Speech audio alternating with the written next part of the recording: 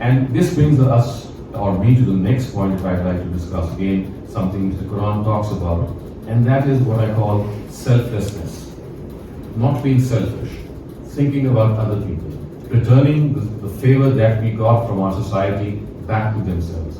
And there are various suggestions that come to my mind. But for example, one suggestion that I always think about is that all of us, we have so many spare things in our homes. We have drawers, we have cupboards full of things that we even forget that we have. And when we open a drawer, we are pleasantly surprised, oh yes, did I have that? And actually I had bought something new, I had already bought that. And when often I come home and I open my drawer or my cupboard, I find that, oh, I already had that, why didn't I buy a new thing? So the point I'm making here is that we need to regularly clean our houses and gather things that we no longer use. For example, clothes, shoes, stationery, books, copies, medicines. There's so many things that we just partially use and we just put away. So I think all of us need to have a place in our house, maybe a box or something, in which we keep on putting those things that we have stopped using or we would never use. And very soon you'll find that the box will fill up and you can just use that box and to give away to people. Remember, this is something which you're not using or using very sparingly. So I think one good idea would be to have that exercise maybe every Sunday or every other Sunday or maybe every month, that you keep collecting those items and placing them in a box or in a room and then dispensing with them to other people. And also learning this lesson from people who are around us, people whom we call unsung heroes. And to my mind, when I see a fire brigade going and honking its horn, it immediately rings a bell in my mind. And I find, well, here's a person or here's a team who might be going through a fire and they might be sacrificing their own lives while trying to save other people. And there are so many instances that we know that come to notice every now and then, that we come to know that, well, look at that person, he went into the fire, he was able to save a baby, he was able to save a dog even, and he ended up burning himself, or he lost his life as a result. So I think that these are small instances that might not make headlines. There might not be people who are very, very famous, but they are people who are in their own capacity our own heroes. They might not be heroes who make headlines, but they are what we call unsung heroes. They are heroes at their own levels. So there are so many people who are doing these good things every now and then. There are so many charitable organizations, and living especially in the United States, you find out people doing a lot. People amongst your brethren, especially the Christians, they go to great lengths in helping people. And remember what the Quran has told us about Christians. And it says, especially at one place, وَجَعَلْنَا فِي قُلُوبِ الَّذِينَ اتَّبَعُوهُ رَأْفَةً وَرَحْمَةً. That the followers of Jesus, we have put mercy and compassion into their hearts. The Almighty says, وَجَعَلْنَا فِي قُلُوبِ الَّذِينَ اتَّبَعُوهُ. That we have placed compassion and mercy in the hearts of those who follow Jesus. So, in particular, I found Christian missionaries, I found so many other organizations going out of the way, being the first responders, being the first people to come and help people, and taking great pains in sacrificing their own needs and time. So we need to learn from these people. We don't need to go and read about heroes all the time. These heroes are all around us. They are amongst us. And in order to be a hero, you just need to look at these people. The third point that I'd like to make regarding selflessness is that if you'd like to see an individual who is selflessness personified, who is absolutely nothing but selflessness, then there's just one thing that you need to do. Look at your mother. Just look at your mother. She is the pinnacle of selflessness. You don't need to learn selflessness outside your home. She is right there. What she has done for you is apparent to all of us. All of us have mothers, and all of us know what mothers have done for us ever since we were born. So to learn selflessness should not be difficult, because it's right there in our homes. And before our mothers pass away, for those of us whose mothers are living, let us compliment them for this. Let us express our gratitude to them for this. Let us also be in a position that before they pass away, we we are able to do our due towards them. Because many of us, we don't have mothers and fathers, and we are at times, we regret the fact that while they were living, we were not in a position, or we were not attentive enough to have served them.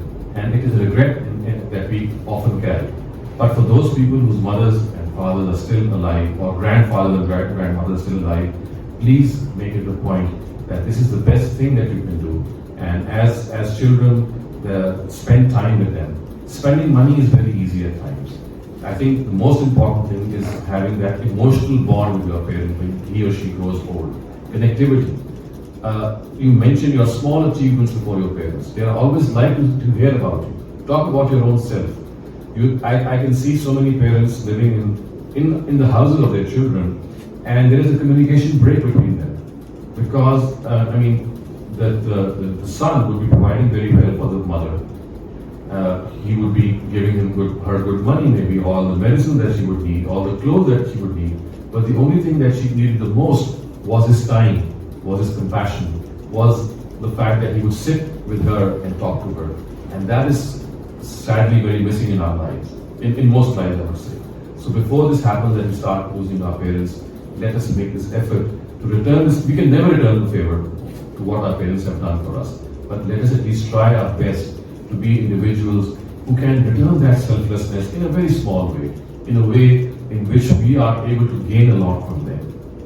And finally, the point I would like to make here, and after that we'll take a little break, we'll have a Q&A, and inshallah then we'll resume the session in the next part, is the fact that another thing which is very helpful in selflessness, I know this is what some people who might not agree with it, but I'm talking about scholars who agree and they have proposed that this is something which is absolutely allowed in Islam, and that is what we call organ donation. So remember, organ donation, donating your organs for other people when you pass away is like a sadaqah jariyah. It's like something that you do for other people when you're not living. So if you donate your eyes or your skin, or for example your other parts which are helpful like a kidney, and you make a will, then this is something which is going to be a source of permanent reward for you even when you pass away. So there are scholars who don't agree with this concept of organ donation, but I humbly disagree with them. So there are other scholars who agree, who are for this fact that this is a benevolent thing, it's a very noble thing. God has given you this. Of course, it's a trust of God, but you're using it for humanity.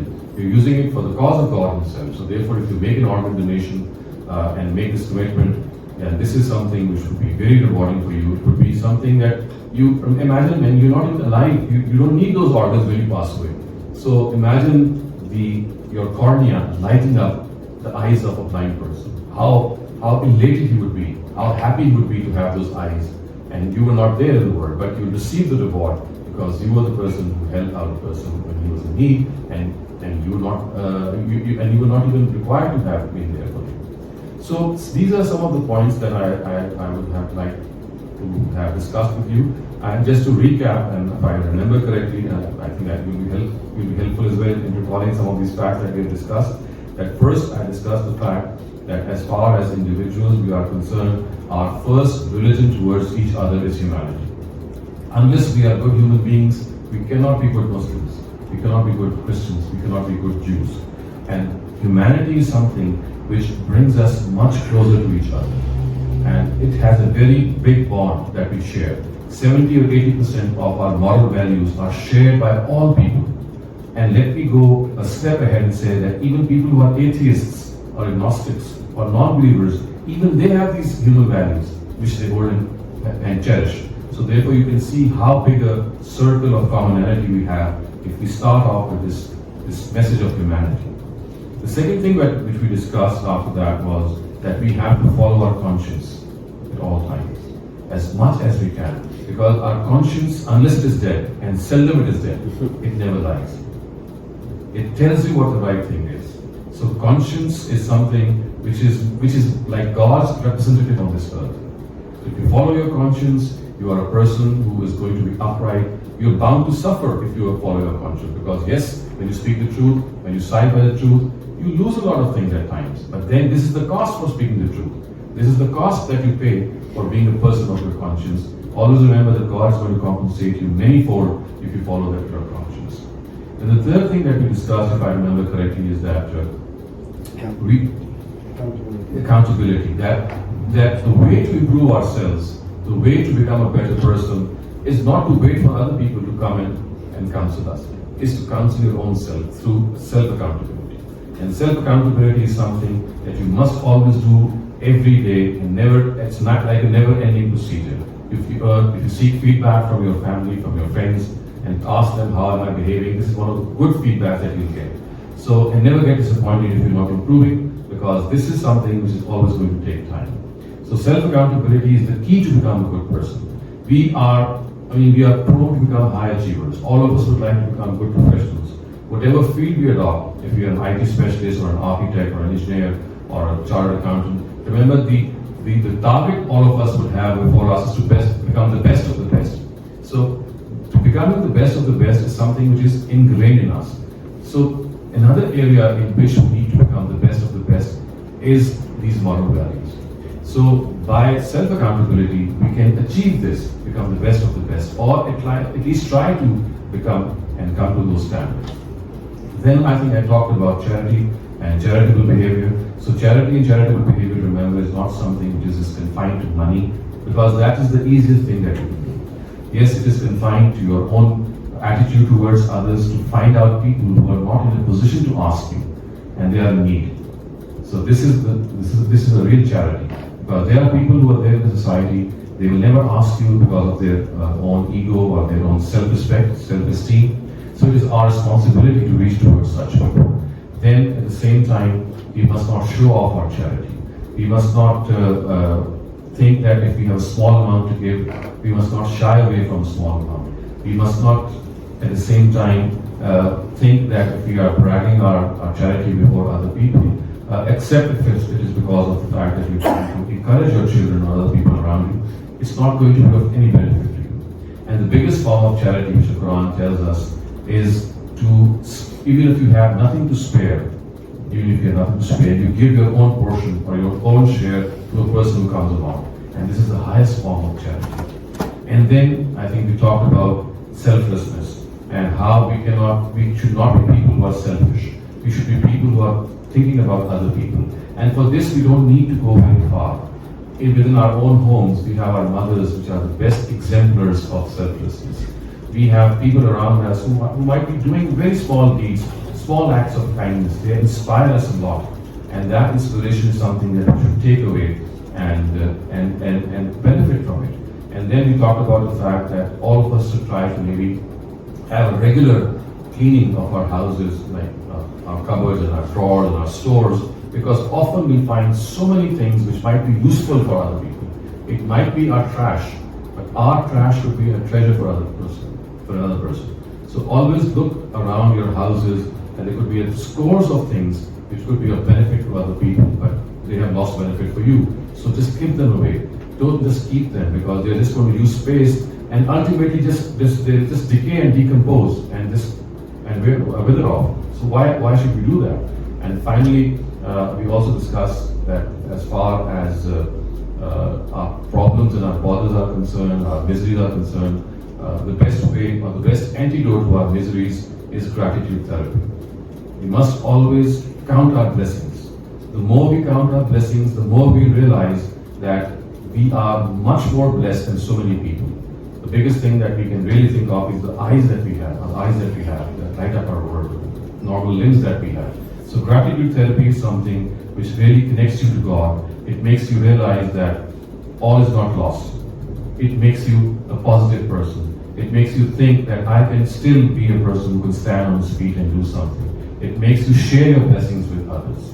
And the ultimate form of selflessness, and I would say gratitude as well, is to donate not only your time, your effort, your maybe a part of your profession, but even your limbs, your organs when you pass away, or you make a will that, well, I'm going to donate my organs to other people, and this is something which would keep earning you reward even when you pass away. So these were some of the lessons that I wanted to discuss at random with you, and thank you very much for hosting me. We can have a Q&A session, and then maybe if we have time, we'll have some more things to talk about. So one of the things I have noticed among an ummah is that we strive to be excellent in our, I'm particularly talking about people, Muslims here. And individually we try to do our best and strive to follow the faith. Collectively, somehow or the other, we've failed. And other societies and other faith people have somehow found grounds to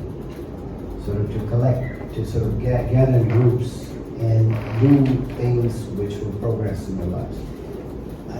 So, what exactly is the question? The question is, individually, Muslims here have been able to strive and progress. Individually, okay. Yes, but collectively we have not so far. And that's my question. Why? Are you talking about the United States or in general around the world? My life, major part of my life was spent here, so I can only talk about here. I think that we need to realize that as far as our accountability is concerned, it is going to be an individual accountability for starters. So God is not going to ask you what you did in the society. Obviously, that is an obligation that you owe in a way that I'm just going to describe it. But firstly, we have to realize that if you are doing enough for your own self, if you are a person who is holding yourself accountable, who's trying to be a better person, who is going to be a person who's going to face God with good deeds, then that is your primary responsibility. So if individually you are faring well, then a better part of your responsibility has been done. Now, as far as the collective responsibility is concerned, that relates to your circle of authority or circle of influence.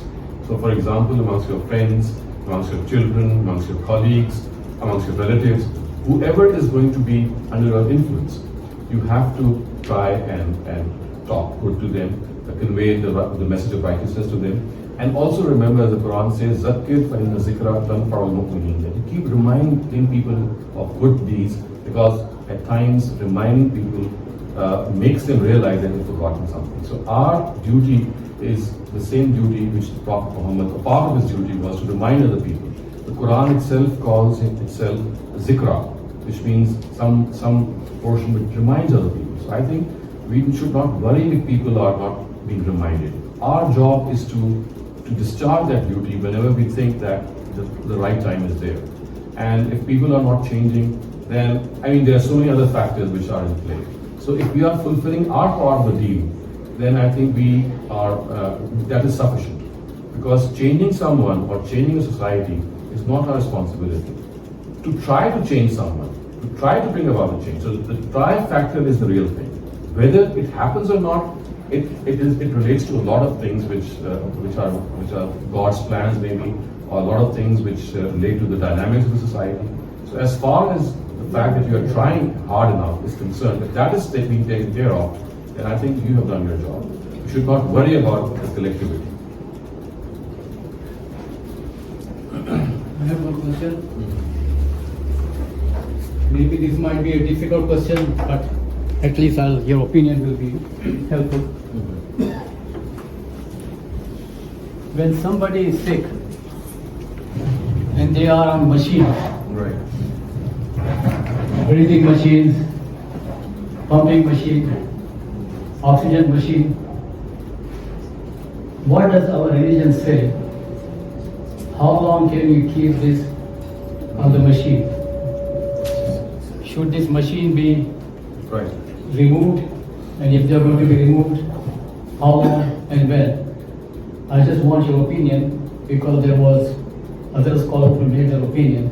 So with your knowledge, inshallah, it will be helpful. So I think that because this is a matter in which medical science is involved, we need to consult the doctor. And if the doctor says that there is a chance that the condition of the patient who is on a ventilator or a life support device, if there is a chance for that person to improve, then of course we have the option of keeping that person on that artificial machine. But if the doctor says that he's brain dead maybe, or he's just alive because of the machine, and there's no way that we can give him any sort of remedy, then there's no point of keeping that person alive. Okay? But because all that you're doing is you're prolonging that person's misery. So prolonging a person's misery is something that you should not do. Yes, if there is if a doctor's advice tells us that if he is kept on a life support machine and there could be a chance that he could be revived, then of course that chance should be taken. But if a doctor categorically tells us that, well, he's no longer there, he's just breathing an organic mass, and you'll be just keeping alive because of a machine, then I think that is the time that we should just pull off the plug. I have a question for you. Can I add something to that? Sir. It is mostly an individual decision. In my case, I tell you, I have put it in my document, in my trust, in my power of attorney. Do not put anything artificial in my body. When I am in coma, I'm ready to go. Please do not necessitate me artificial. Right. So this is another way in which, of course, you make a will and you make this intention known. But at times, I still feel that if a doctor thinks that a patient can be revived or there is a chance that he could be, then if the people around, relatives, they take this chance, it would not be wrong. But ultimately, it's a subjective decision. But I think there is one thing which is very objective, and that is, if there is no chance, if a doctor says, or a couple of doctors say that there is no chance, or humanly there is no chance, and it's just a machine-oriented life, then I think if you pull it off, it would be pretty okay. I have a quick question. You mentioned the organ donations, and a lot of the scholars that disagree, they have a lot to say, and the actual topic of discussion in that case is death and what happens to a person after death. That's why they say that, you may feel, a lot of people say that, you can still hear.